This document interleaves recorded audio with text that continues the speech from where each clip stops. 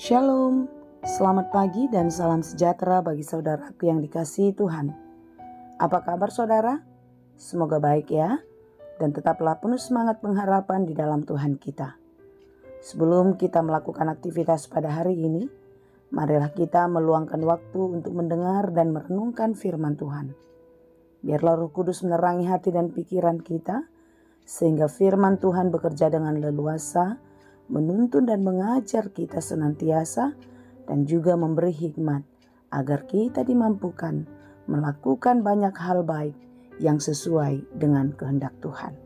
Marilah kita berdoa. Ya Allah Bapa yang Maha Baik yang kami sembah di dalam Yesus Kristus. Terima kasih Tuhan untuk kebaikan-Mu menyertai kehidupan kami hari ini. Sebagaimana hari yang telah kami lalui, kami mohon Tuhan pun terus menyertai dan memberkati kami. Mampukan kami untuk melakukan segala pekerjaan kami dengan baik, seturut dengan firman Tuhan. Dan kami percaya segala sesuatu yang kami kerjakan di dalam Tuhan pasti berhasil dan berbuah dengan baik. Kami mau belajar di dalam firman-Mu. Terangilah hati dan pikiran kami. Mampukan kami untuk mengerti firman-Mu, sehingga kami dapat menjadi pelaku-pelaku firman yang baik dan setia di dalam kehidupan kami.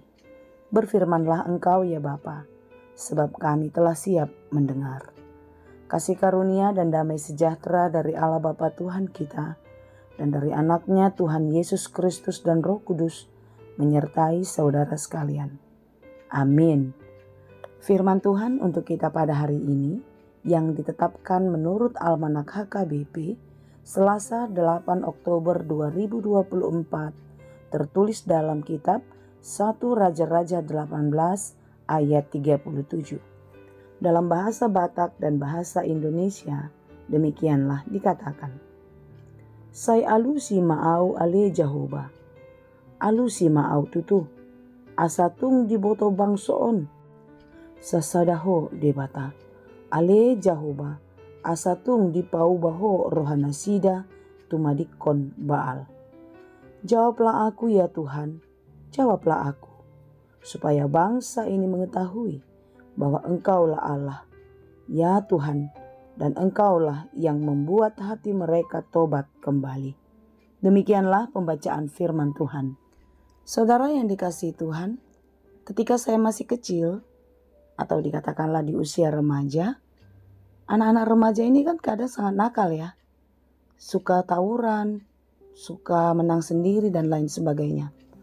Ketika dia merasa terancam, merasa tertantang, dia akan mengatakan, sini maju, kalau berani 1 lawan 1. Karena dia tahu jika dia berlawan dengan banyak orang, tentu dia pasti akan kalah. Jika terjadi keroyokan, maka yang sendiri itu pasti kalah. Tidak demikian dengan Elia. Elia berhadapan dengan nabi-nabi Baal yang dikumpulkan oleh Raja Ahab. Semua rakyat diminta atau disuruh untuk percaya kepada nabi-nabi itu. Elia sendiri, sementara nabi-nabi Baal yang dikumpulkan oleh Ahab itu banyak jumlahnya. Elia tidak takut, sekalipun mereka banyak dan ia hanya seorang diri saja. Elia berani bertarung dengan mengandalkan kekuatan Allah.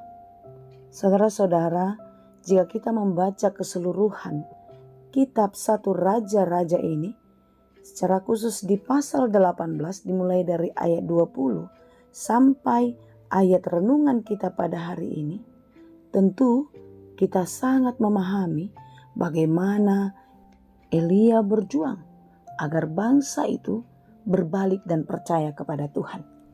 Karena hanya Allah yang ia percayalah yang sanggup melakukan mukjizat, yang sanggup melakukan perkara melebihi jangkauan manusia.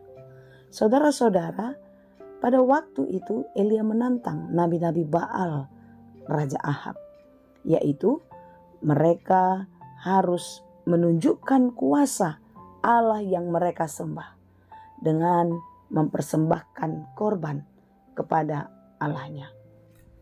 Tentu pada waktu itu bukan hanya Elia dan Nabi Baal aja yang ada di sana. Rakyat pun banyak menyaksikannya. Oleh sebab itu, Elia meminta kepada rakyat agar mereka memilih 2 ekor lembu untuk dan menantang nabi-nabi Baal untuk mengolah lembu itu, memotong-motongnya dan meletakkannya di atas kayu, lalu berdoa kepada Allahnya atau terus berseru meminta kepada Allahnya.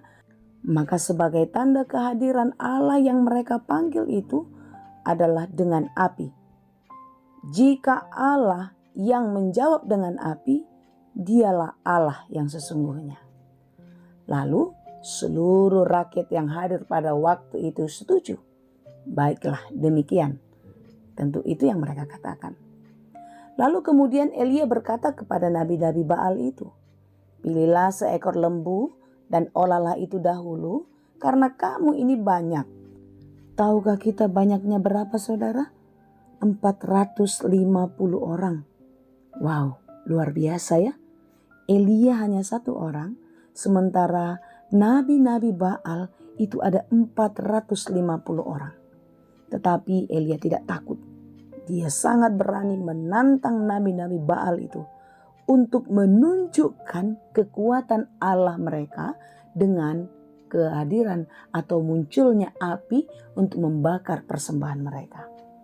Tapi jika kita baca terus dalam pasal 18 ini, maka kita ketahui begitu mereka terus berusaha sampai berjingkat-jingkat, berteriak-teriak memanggil Baal, tapi tidak ada tanda-tanda perubahan pada korban bakaran mereka.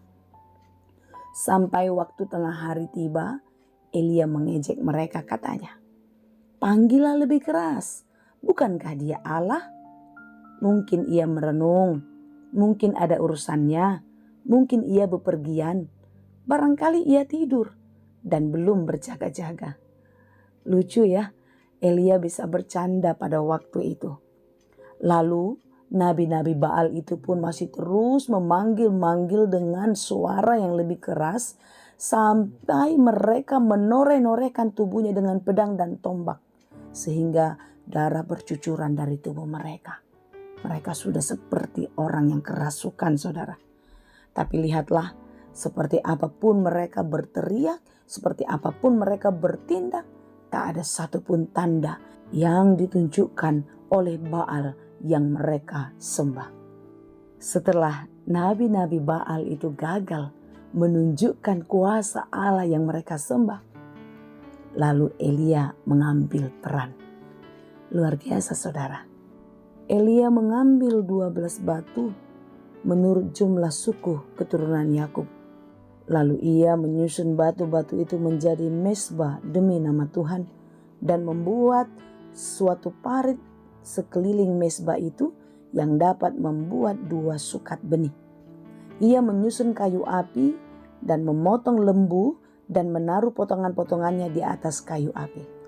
Sesudah itu, korban bakaran yang sudah diletakkan di atas kayu itu, dia minta untuk disiram oleh orang-orang yang pada waktu itu. Dan tidak hanya 1 kali saja, dilakukan sampai 3 kali banyaknya. Sehingga air mengalir sampai ke sekeliling mezbah itu, bahkan parit itu pun penuh dengan air. Secara logika, korban bakaran itu akan sangat sulit terbakar, atau api akan tidak bisa hidup karena tempat itu sudah dipenuhi oleh air. Tapi lihatlah, saudara, apa yang terjadi. Ketika Elia berkata, "Ya Tuhan Allah Abraham, Ishak dan Israel, pada hari ini biarlah diketahui orang bahwa Engkaulah Allah di tengah-tengah Israel, dan bahwa aku ini hambamu, dan bahwa atas firman-Mu lah aku melakukan segala perkara ini." Luar biasa, saudara. Kita tahu ya apa yang terjadi. Semua yang disusun oleh Elia, korban bakaran yang telah disiram sebanyak 3 kali, itu terbakar dengan api yang menyala-nyala. Elia mau menunjukkan betapa berkuasanya Allah yang ia sembah. Dan di dalam imannya pun dia percaya kalau Allah yang dia sembah mampu melakukan segalanya. Oleh sebab itu saudara, marilah kita percaya kepada Tuhan yang kita sembah. Dia adalah Allah yang Maha Kuasa, yang sanggup melakukan dan memberikan apa saja yang kita minta di dalam iman kepadanya. Karena Tuhan tidak akan pernah mempermalukan kita.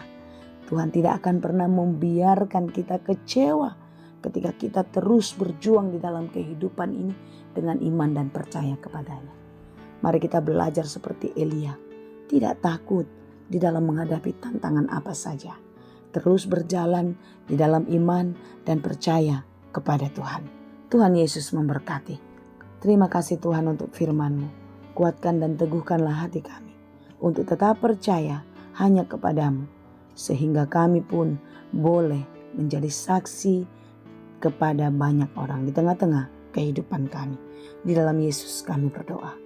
Anugerah Tuhan kita Yesus Kristus, kasih karunia Allah Bapa dan persekutuan Roh Kudus, itulah kiranya yang menyertai dan memberkati kamu sekalian. Amin.